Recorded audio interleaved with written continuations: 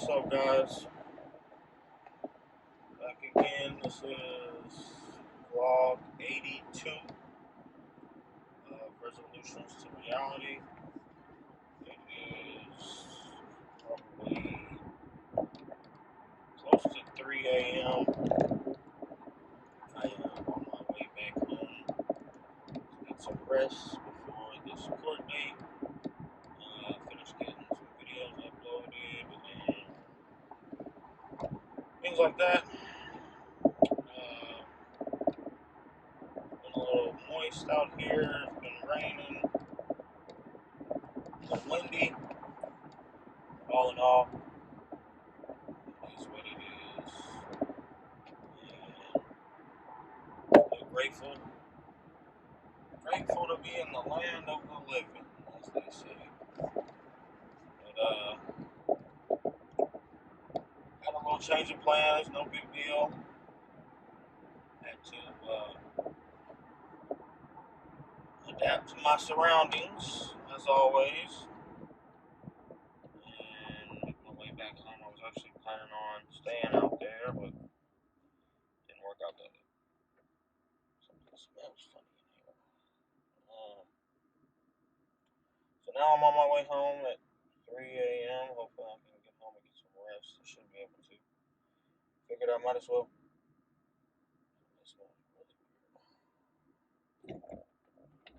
Should be able to get some pretty decent rest.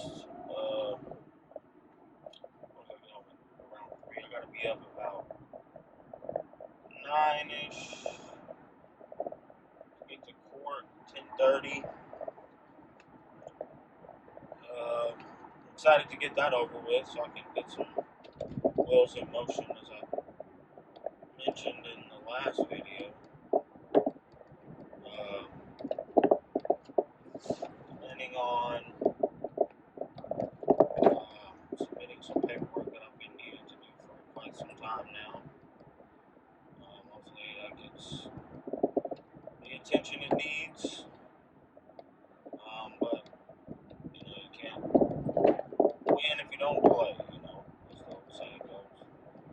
I think the gist of what I've learned the most today is I have really got to learn how to better protect my own interests. Meaning, I really need to focus more on giving myself the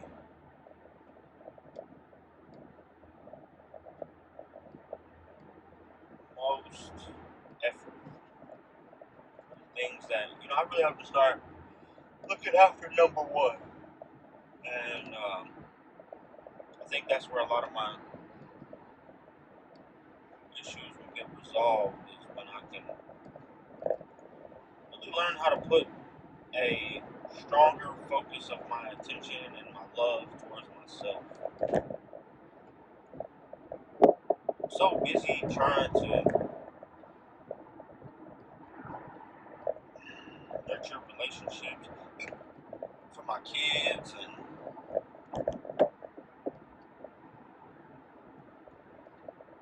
everybody else around me, and what I'm doing for myself is just getting left by the wayside. I've got to do better because I'm starting to become very impatient with not just other people but myself. Like, I'm tired of feeling like I'm getting pulled in different directions trying to please everybody and ending up uncomfortable myself. Like, I don't know, I understand that nurturing some relationships does require discomfort. But at the same time, I think a person's intentions towards you are made known by how much they allow you to be uncomfortable and not change something to help you. And I think I just have become like a glutton for punishment because I just can't seem to get it right in any kind of relationship. And I think it's because I haven't dedicated enough of my attention towards a better relationship with myself. Like, that's where it all starts. I can't point fingers at other people and think that blame is going to give me the results that I need. I really got to point the fingers at myself and figure out why I don't appreciate myself more, or stand up for myself more, or make changes to my behaviors in order to nurture myself more. I kind of just go with the flow too much, and then the flow ends up going with me. And that's not really who I am. Like, I'm more interested in a controlled environment that I establish the control. I mean, I'm not like a control freak, but something that I've been realizing in this, these recent months and weeks is that I find a lot more peace in my life being by myself and dealing with people on the terms that I want to deal with them, and not dealing with them every day and all day because I have to. It's so much easier to appreciate a relationship when it's not a necessity, it's a commodity. I feel like children have made a lot of my relationships seem more necessary than they are. But the actions of the person and the people that I've had relationships with have shown me that continuously it's in my best interest to nurture the relationship I have with myself first and foremost. And I think that all boils back down to, gaining better control of my addiction as far as sex goes.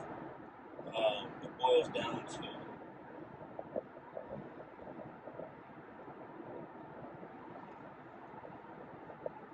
getting back in the gym, taking better care of myself, talking to a therapist or someone about my mental state of mind, really just nurturing myself. I thought for sure, up until recently, that what I wanted the most was to move forward with a living arrangement with my significant other. I mean, I'm sure you guys are all really aware of this, Lacey, but in light of recent events, I'm really leaning towards I need to be and live somewhere by myself. Not because I want to be available or anything like that, but I just need to experience that. Like, I have so much more understanding of myself when I'm alone. And I think there's like a major issue in my relationship. I mean, there are issues. I mean, every relationship has issues. But I just feel like time is telling me that I gotta stop trying so hard to make other people happy when I'm not happy myself. Like, it's so much harder to open up communication with somebody that you want to be better or clearer with when you're not clear or better with yourself. I just think that some self-love is really healthy for me right now. I really have got to get to a mental state of mind that I stop caring so much about what other people want and expect from me, because it's gotten me nowhere, literally nowhere. And I think the more and more I devote time to other people's interests and other people's feelings and other people's emotions, the less and less, the more and more of myself that I lose, and the less and less of myself that I understand. Like, I don't understand this person that's so concerned about everybody else's well-being and state of mind, all this when I don't have my own. Like, it's so backwards. Like, how can I be concerned with someone else when I have issues of my own to attend to? And I think the best thing for me to do right now, honestly, is to focus on me, focus on myself, focus on what I'm trying to accomplish, where I'm trying to go, what I'm trying to do, how I can better parent my children, things like that. Because at this point, I'm going to lose myself in trying to help somebody else find themselves.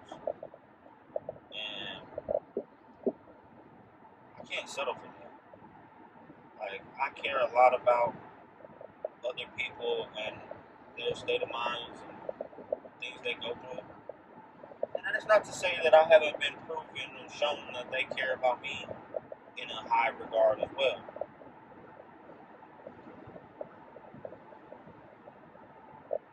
But the struggles that I'm having with my mental state of mind, my emotions, my balance, those aren't going to get fixed by me worrying about everybody else. Those are only going to get fixed by me giving them the proper attention. And that's really what I need to do. Like, point blank period. I need to focus on my own problems, my own solutions, my own advice, and make changes. Make real life changes to the things that I'm trying to manage. Because at this point, it's like beating a dead horse. I keep telling myself that, this is all it takes, that's all it takes. Stuff like that. And I still lack the dedication to give it the proper amount of attention because I keep getting distracted by other people's feelings and other people's needs and other people's desires and expectations. Because we know it. I really feel like, honestly, I have to be more selfish about not just my time and my efforts, but everything in general. Like, I just have to be more selfish. Like, I was thinking about how, like, my mom has, like, been bugging me about my nose itching so bad. Must be time to shave my nose hair. My mom is, like, constantly trying to ask me to help her fix her car. And, like, anytime I bring up like, the fact that she got quoted $700 from a mechanic in a shop for the work. Anytime I bring up the fact that you would have to pay $700 to a stranger, but you would expect me, your son, to do it for free. And it's like, how is that right? Like, yeah, I get that, family matters and, I don't mind, doing it at a discounted rate because I'm not a mechanic in a shop full time. But for nothing? How does that even make sense? Like, it really puts a understanding to the concept of if you don't value your own time, nobody will. Not even your mom. And it's like, what really boils my blood is like, she almost instantaneously wants to throw back into my face, but what about all the things I've done for you your whole life? And I'm like, I'm your child. Like, I mean, I'm not a child, but I'm her child. Like, I'm her only child. But, like, I didn't ask you for that. That's like saying, what about me giving you life? I didn't ask you for that. I didn't ask you to bring me here and raise me and give me a life to live. I didn't ask you for none of that. That was your choice. But I'm supposed to pay for it. I'm supposed to not only pay for it, but I'm supposed to keep paying for it for the rest of my life for free. That's stupid. Like, I'm not living like this no more. Like, this is what generational curses come from. That mentality. Like, oh, I'm supposed to do whatever my mom needs for the rest of my life for free because she gave me life. No, I'm not. No, I'm not. I did not ask you for that. I don't owe you shit. I pay you. I help you pay your bills. I'm trying to survive just like everybody else, but you would rather help somebody else pay what they feel like they're owed when they ask for it. That's a stranger than your own child. Like, I can't understand the idea of feeling okay with taking money from your child. Like, God forbid I'm ever in a position in my life where I have to borrow and beg my children for money. That's so sad. It is really sad. And I used to tiptoe around that idea because I used to think like, oh man, if my mom watched this video and heard me say this, that would hurt her feelings. But you know what? I really could care less because it really does embarrass me to know that I come from a tree that doesn't even have the capacity of taking care of itself. And then I sit here and wonder why I'm struggling. I don't wonder now. I know exactly why. Because I come from people that were coddled so much by their parents that they can't even survive on their own. Barely. And it's like, I've already witnessed how close the apple falls from the tree, in the sense that, look at me out here having fucking 7 kids and don't fucking have the means to take care of them. Never heard of anybody planning to be a parent in the hood. It's like, what the hell? Like, I can't blame them for that because, that was my choice. And I should have learned from, that fucked up experience of my upbringing to do better, to be more responsible, to be more attentive on the effects. You think I was worried about that shit? Fuck no, I wasn't worried about shit. I wasn't worried about shit. We get some abs to this day, ain't worried about shit. We getting some fucking abs. And it makes me fucking sick. It pisses me off, really. It pisses me off that it's so embedded into my mind that I can't even fucking stop it. Like, I'm fucking controlled by this shit. And I don't even know who the fuck to blame. I can't blame my fucking piece of shit dad.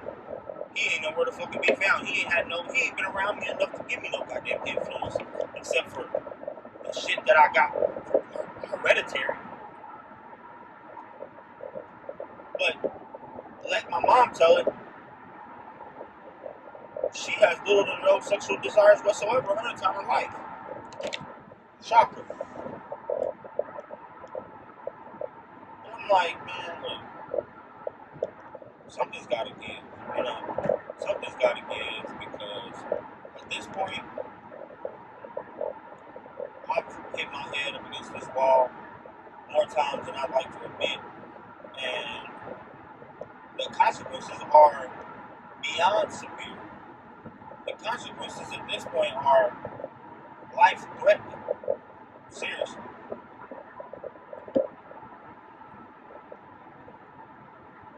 And it's like, damn, no wonder I consider giving up. No wonder I consider calling it quits and stop trying, not, having the effort. Damn, it's like that's a it's an easy way out for sure, but it's an obvious reaction to a circumstance like this. Like, I mean, what else would anybody do? It's like a natural reaction to say, throw up your hands, I can't fucking do this shit. But that's not the direction that I'm trying to head, but god damn. What's it gonna take, man? What's it gonna take? I'm not playing the victim. I'm not sitting here whining and crying about my situation. I'm honestly asking for help for myself. I'm honestly just sitting here, driving down the road, asking myself, how do you help yourself? How do you climb out of this hole? Is there a way? And the only thing that I can keep seeing that honestly is making the most sense at this point from 80 plus vlogs of self-development, self-information, out of 80 30-minute vlogs of self-awareness, what have I learned? And it's that I'm not selfish enough. I'm not in love with myself enough to find that sanctity, to find that place in the world that I'm just like better mentally. I'm so caught up in unimportant shit, in vices, in addictions, in relationships that I can't fucking see straight. Those things have to be fixed. Those things have to be reconstructed, redeveloped, and probably removed from my thought processes. Because, I mean, you would think after this long of indulging that the addiction would kind of plateau, taper off. Fuck no. Shit fucking grows. Shit grows like a goddamn vine all over your fucking house. And it's terrible. But, again, no one else's fault. No one else to blame. It's all me. That's all me, baby. And I take full responsibility. But I also take responsibility of the fact or the idea that it's not out of my control. Just like I mentioned to other people that, I speak with and conversate with, it is not out of your control. I control the circumstances. I control the choices. Everything that I go through, that I deal with, that I think about, that I endure is because of a choice. I made a conscious choice to lay down with these women and have these kids. I made a conscious choice to accept the repercussions of those actions. And I gotta deal with it. I talked to someone earlier today about how different people have abandoned their responsibilities and the outcomes of that and the circumstances of that. And I genuinely think often, what would life be like had I neglected my responsibilities to my children and ran off like my dad did? Not really ran off, but just ignored them. Paid the little bill every month, paid the little child support money, and had no relationship. Because at the end of the day, the battle you have with the mother of your child is not just an uphill battle, it's a losing battle. And the reason I say it's a losing battle is because you could be the most present, the most popular, the most forthcoming father you can be. And the reason why you're still at a loss is because no child, especially, and this is the most ironic part about it, especially a son, no child, especially a son, is going to choose their father over their mother. And that's a fact. You could have a mother that's on drugs, living an alternative lifestyle, in jail, all of that. And the child's connection to that mother, to that person who has carried them 9 months, will always be exceptionally more substantial than the one they have with their father. And I feel like a lot of times that's the reason parenting for a father boils down to finances. Because it's basically society's way of saying you can love this child all you want, but all this child's gonna love about you is what you can do for them. And it kind of prepares you to accept that. But it also kind of sets you into motion of understanding that your impact is always going to be.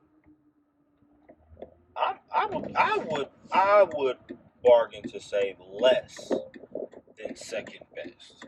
I would say that your child would probably choose its grandmother, regardless of sex, regardless of whether it's a male child or a female child. I would bargain to say that child would probably choose another woman close to them in life, like their grandmother, over their father in a lineup of who they love the most. I would bargain to say that the rankings would be mother first, grandmother second, dad third. And I would also bargain to say that society sets it up for the children to be programmed that way. Not just society, but nature in general. I mean, a child is going to gravitate toward where nurturing is coming from. But even coming from a man's position, the nurturing isn't the same. The nurturing just doesn't feel the same. It's like if a child was to lay their head on a man's chest, naturally it wouldn't be as comfortable as laying on a woman's chest. It's just the way it is. I mean, that's nature. There's more comfort in a woman's nurturing. That's not a man or a woman's fault. It's just the way things are. But the consequences of procreation are very in depth. And I think I'm starting to understand the concept that a father's best support will only and always come from a place of what can be provided, or what can be given or done for that individual. There's no place in